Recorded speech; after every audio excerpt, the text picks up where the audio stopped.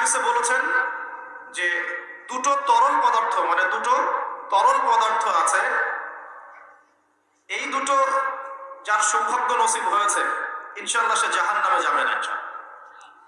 আরেকটা হচ্ছে দুটো দাগ যার শরীরে আছে সেও ইনশাআল্লাহ তাআলা জাহান্নামে যাবে না।